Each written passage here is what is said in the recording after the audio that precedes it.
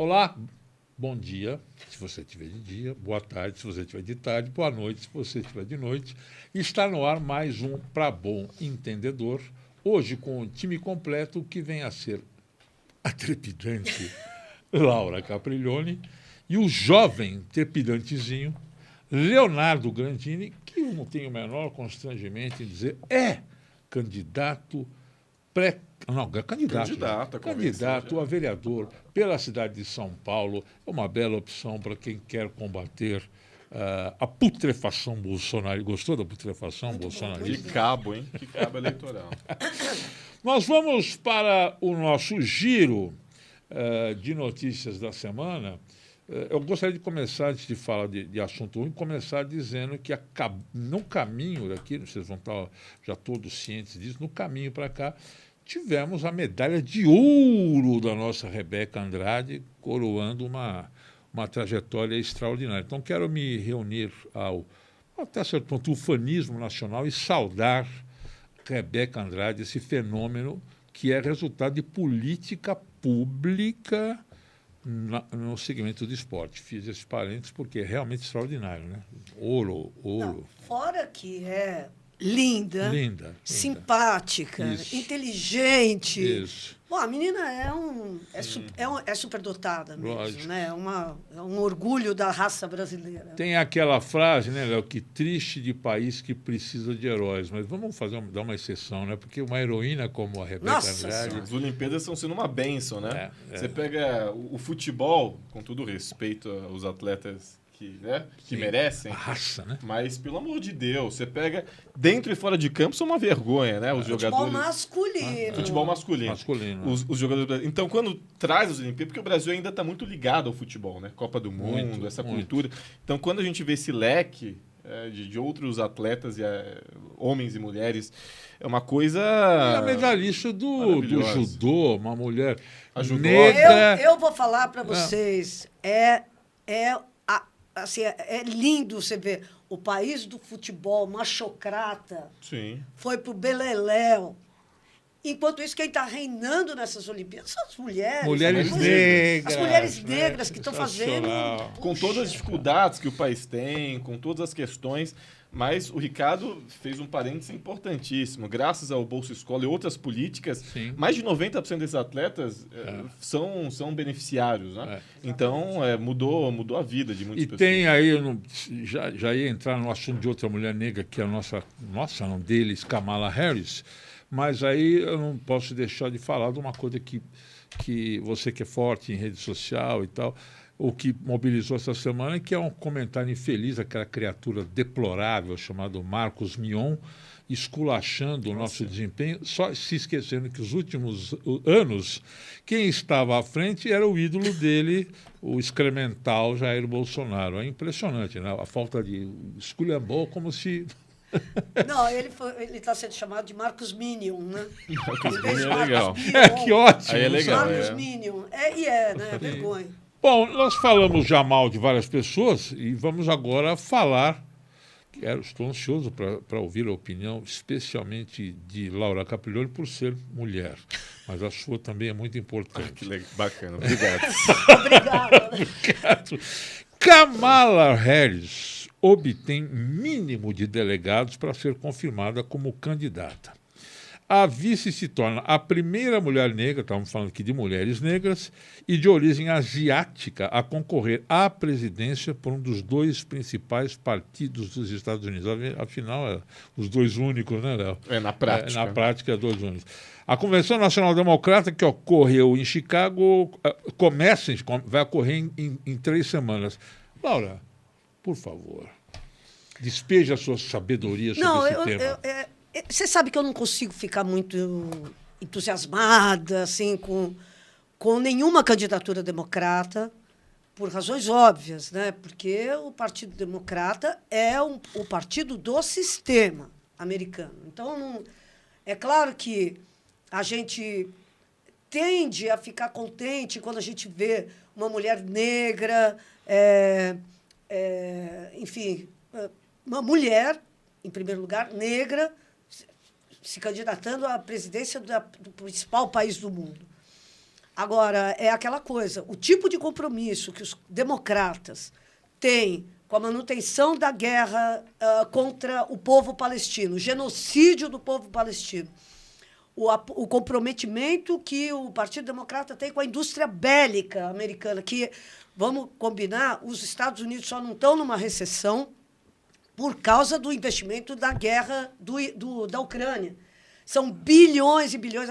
Muita gente fala assim, os Estados Unidos estão dando bilhões lá para a Ucrânia e está dando bilhões para Israel. Não é verdade, isso é só metade da história.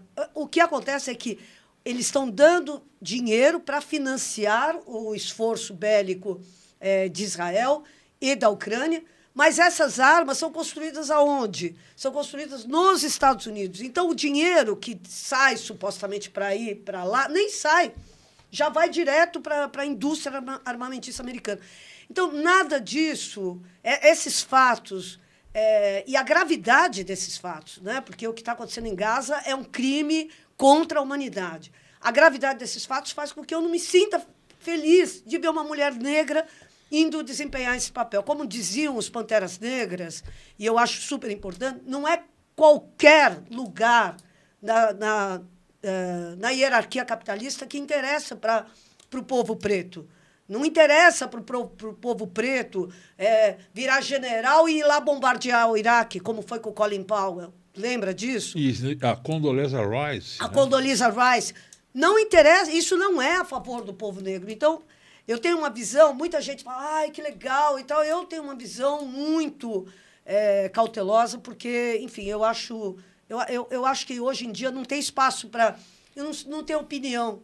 Eu não tenho opinião sobre Gaza. Eu tenho opinião sobre Gaza. Tem que parar o morticínio em Gaza. E quem está bombardeando Gaza é Israel, com armas americanas, com financiamento de guerra americano. Então, infelizmente, isso me deixa triste e, por isso, eu não celebro a candidatura da Kamala.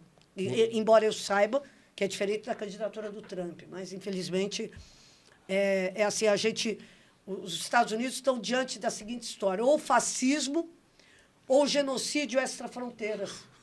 Isso bem definido. Infelizmente, bem definido. Léo Grandini. Veja, acho que esse identitarismo descolado da pauta do capital interessa as elites, né? Interessa a burguesia. Porque se você pega o governo Obama, um homem negro, né?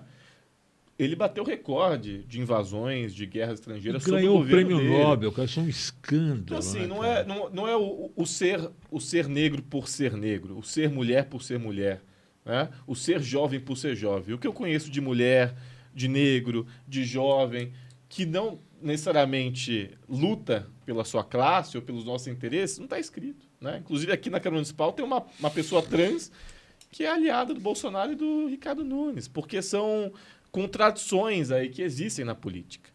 E a Kamala Harris é evidente que, do ponto de vista estético, ela é muito melhor que o Trump, porque não atiça a extrema-direita internacional, é de fato uma mulher preta, uma mulher de origem indiana, né, de origem asiática e afins. Indiana barra jamaicana. Indiana e jamaicana. Então, evidente que para os próprios americanos, isso é um grande avanço. Mas, do ponto de vista prático, de política internacional, em nada interfere, em nada muda, né? Inclusive, o Partido Democrata, historicamente, tem uma política de intervenção em outros países ainda maior que os republicanos, porque os republicanos têm aquele lance do protecionismo, né, de fechar os Estados Unidos. Então, tanto é que o Trump ele quer retirar tropas e tal. Estou dizendo, é evidente que ele ainda assim é pior. Mas os democratas, eles têm essa mania de polícia do mundo, né? Essa coisa toda que os americanos têm. Isso é extremamente ruim para nós enquanto latinos. Então, eu, enquanto um jovem latino-americano brasileiro... Sem dinheiro no bolso. Na verdade, sem parentes importantes. Sem parentes importantes. Na verdade, com dinheiro no bolso. Né? Quem me dera. Quem me dera. Então o que vai interferir para mim? Absolutamente nada, né? Continua a mesma coisa. O império continua sendo o império. A América Latina continua sendo a América Latina. E para nós nada vai mudar. Ô, Léo, se você me permite, eu li, não vou ser leviano dizer que isso é fato, mas eu li esparsamente aí que para a nossa política econômica, os democratas são até piores, no sentido de que adotam regras de protecionismo maior que os republicanos. Eu não vou saber se isso é fato, não lembro aqui a fonte, mas li mais de uma vez que para a gente é um tanto fez como tanto faz. Né? Lá a gente não vai tirar coisa boa nenhuma, não vai resolver absolutamente nada. Então, o que nos resta tanto é que surgiu um monte de meme na internet, né? Partindo de Osasco, agora a caravana para votar em Câmara Ré. Teve um cara que comentou, porque eu fiz um comentário eu fiz uma publicação dizendo que os democratas e a Câmara Harris recebeu milhões de dinheiro sionista e tal. E aí o cara falou, peraí, então você está dizendo que se está torcendo para o Trump, você quer influenciar na eleição?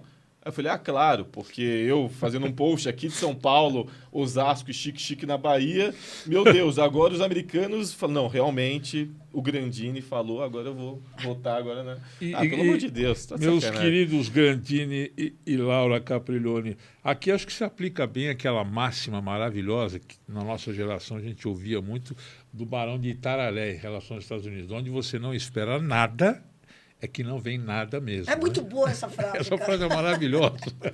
Definitivamente. Essa frase é maravilhosa.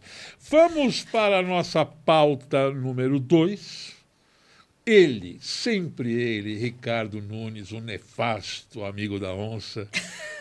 Incrível a semelhança. Você sabe que, lógico, que não fui eu que descobri isso primeiro. Eu comecei a falar isso e agora um monte de gente está... Não...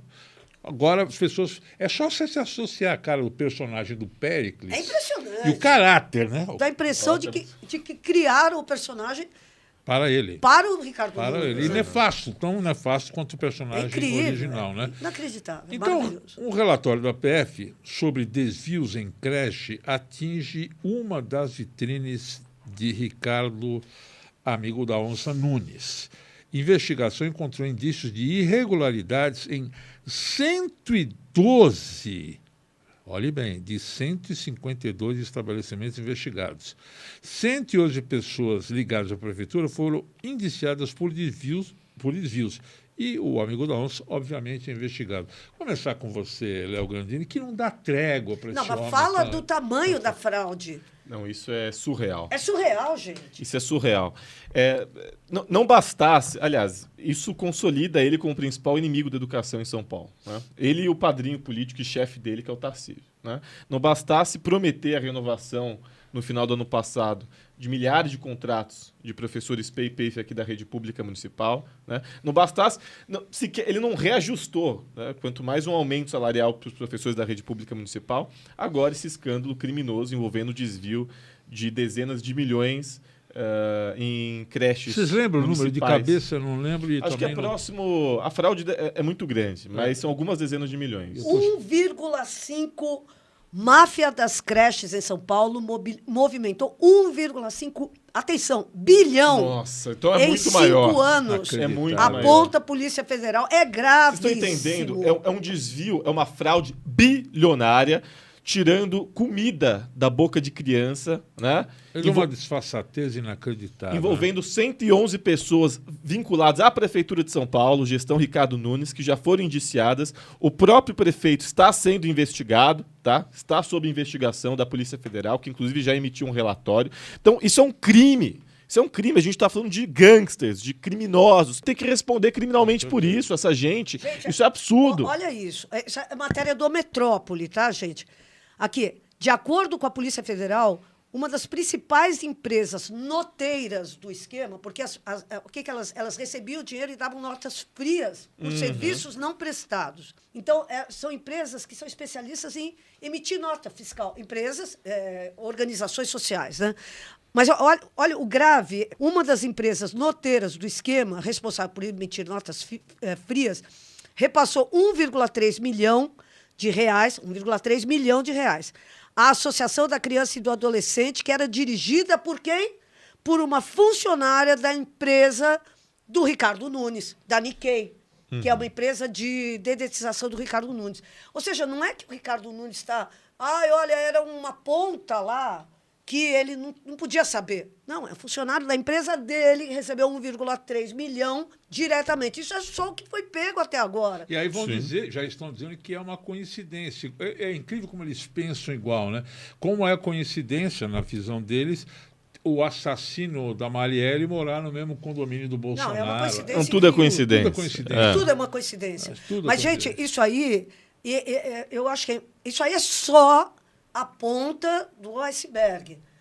Porque isso aí apareceu agora, mas qual que é o método? O método é o mesmo que está sendo usado em todas as áreas da prefeitura, que é o seguinte: não se licita nada, não se faz chamamento público para nada, é tudo contratação emergencial que dispensa qualquer licitação, qualquer transparência, dispensa. A cidade nunca teve tanto dinheiro. Isso graças ao Haddad lá atrás, que acertou as contas da cidade de São Paulo. Então, nunca São Paulo teve tão rica. O que para um cara que nem o Boulos, que é um cara honesto e tal, que é um cara comprometido, que estuda e tal, ele vai fazer uma gestão maravilhosa. Então, o asfalto que está sendo feito em São Paulo é sem licitação, as vilas reencontro que estão sendo construídas, é tudo sem licitação. É assim, é o método deles. Você sabe, eu não resisto a comentar, na convenção que lançou a candidatura do amigo da onça, Ricardo Nunes. Esse sábado agora. Nesse sábado agora. Tudo bem, é óbvio, mas assim, é impressionante. Ele conseguiu reunir no palanque o que há de pior, né? Que é o Tarcísio, que é o Bozo, e um personagem que as pessoas se esquecem, a figura nefasta de Michel Temer. Então, estava ali a quintessência da boçalidade. Por que eu estou falando isso? Você vai se dar o trabalho de ouvir o discurso, é uma falta de argumento total, é a repetição do mesmo. Não podemos deixar que o invasor de propriedade, o comedor de criancinha, de comunista... Quer dizer, não há um argumento fora desse escopo, desculpa a palavra, ouvintes, escroto. Né? É porque não tem o que falar. O Boulos de novo, já foi tão discutido, porque o invasor... Não tem o que falar. Não tem mesmo, porque ele não tem... E em termos muito ruins, muito ofensivos, muito agressivos, né? Que é o método deles, né? E eles não têm o que falar, porque o Boulos não está envolvido em falcatrua, não responde a processo criminal por corrupção, por improbidade administrativa, não responde nada. Então eles não têm o que falar. Tem que clicar na tecla de propriedade, de invasor, que é uma coisa que já foi desmistificada. Lógico. Mas não adianta, para esse público deles ainda cola e sempre vai colar. Mas, gente, olha, eu acho que os caras... O Bolsonaro... Vamos lembrar que o Bolsonaro perdeu as últimas eleições da cidade de São Paulo. Sim. Então, o povo de São Paulo vai ser chamado de novo, está sendo chamado de novo, a pegar e votar a favor ou contra o bolsonarismo. E, de novo, a gente vai votar contra o bolsonarismo. Então, essa que é a... Porque o Bolsonaro... A gente fala 1,5 bilhão. Muita gente... não entende o que é 1,5 bilhão. Eu mesma não entendo o que é 1,5 bilhão. Tem dimensão. Né? É muito dinheiro, é muito dinheiro. Agora, é só a gente lembrar que o Ricardo Nunes está do lado de um cara que pegou e enterrou 700 mil brasileiros na pandemia. Isso. A gente não pode esquecer isso, entendeu? Que pegou e riu quando o povo brasileiro estava sufocando. Que não mandou oxigênio para Manaus. É um assassino. Então, é isso. 1,5 bilhão eu não consigo conceber. Mas eu sei... do lado de quem o Ricardo Nunes está. E eu acho que é isso que a gente tem que pegar e mirar. Diga-me com quem andas. Exatamente. Você viu que hoje eu estou cheio dessas frases. Você está muito bem hoje. Não, a frase bíblica, né? Frase bíblica. Bom, por falar em Bíblia, quer dizer, não tem nada a ver, mas tem, nós vamos falar agora um pouco do interminável conflito que acontece nas terras bíblicas do Oriente Médio, com uma sucessão de barbaridades ininterruptas. O Hezbollah fez ameaças após Israel anunciar a morte do comandante do grupo. As forças de Israel atacaram na tarde do dia 30 um edifício do Hezbollah em Beirute, a bela Beirute, capital do Líbano. O alvo era o chefe operacional do grupo fundamentalista islâmico, Muhsin Shukur, que foi morto. Israel também executou em Teherã o líder do Hamas, Ismail Haniyeh, o número 1 do grupo. Em meio à tensão, a embaixada brasileira em Beirute solicitou que todos os cidadãos brasileiros saiam do país por conta própria. Não bastasse estar matando criança. Como eu não concebo... Atacar escola todos os dias. Tem atacado escolas todos os dias. Eu não concebo matar um animal como eles estão matando as crianças lá. Eu não concebo. Infelizmente, a gente está sendo bombardeado pelas redes sociais com cenas que eu não consigo nem descrever, entendeu? Eu não consigo ver mais. De tão chocante, de tão... E é criança, e é envolvendo criança, e é envolvendo dores tremendas e tal. Desculpa te interromper, mais de 100 jornalistas mortos. Mais de 100 jornalistas mortos, equipe da ONU morrendo, médicos. Enfim, eles estão fazendo coisas inacreditáveis. O Netanyahu e as forças de defesa de Israel estão fazendo coisas inacreditáveis, e que desafiam a gente mesmo, porque é isso que o Ricardo falou. A gente vê essas cenas e a tendência da gente é falar, não quero mais ver. Isso. Como se isso acabasse com o conflito. Não vai acabar com o conflito, mais gente vai morrer. Então, é desafiador mesmo. Agora, não bastasse estar fazendo isso, eles agora estão atacando os países em volta.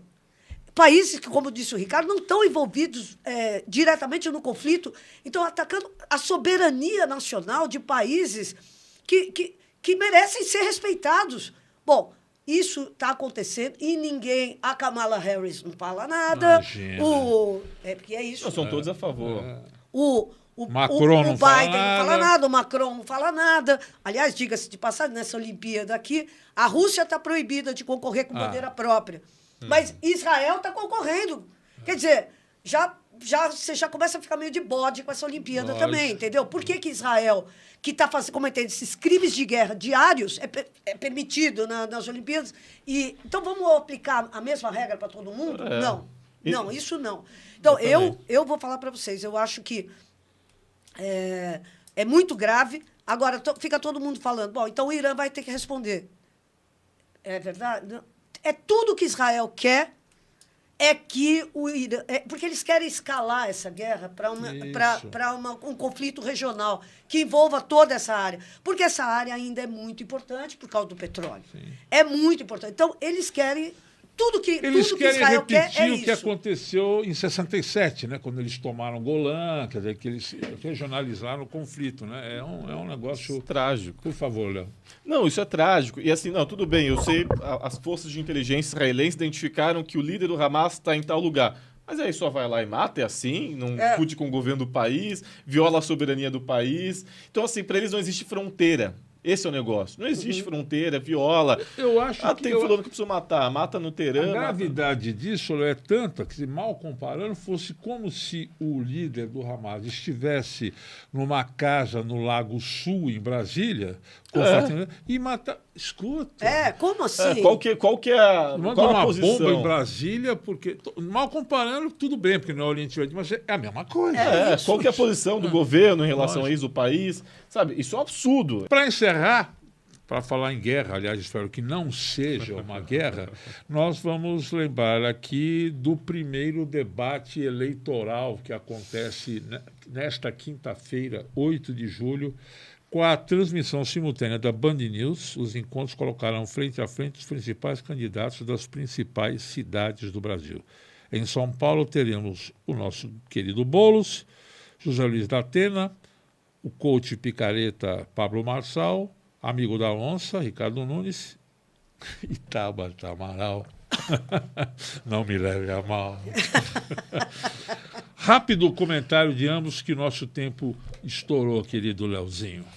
Não, vamos ver agora esse debate. A Band sempre estreia, né? Ela tem esse histórico de estrear os debates e tal. Vai ser, inclusive, o único debate que vai ser antes do começo do período eleitoral em si. Mas como as convenções terminam hoje, a gente já tem uma noção. Então, são os 5 principais, né? O nosso candidato Boulos, o Datena, que, no fim das contas, de forma histórica, resolveu ser candidato, o Marçal, Pablo Bossal, a Tabata e o Nunes, né? Então, vamos ver. Acho que o cenário está muito favorável a nós.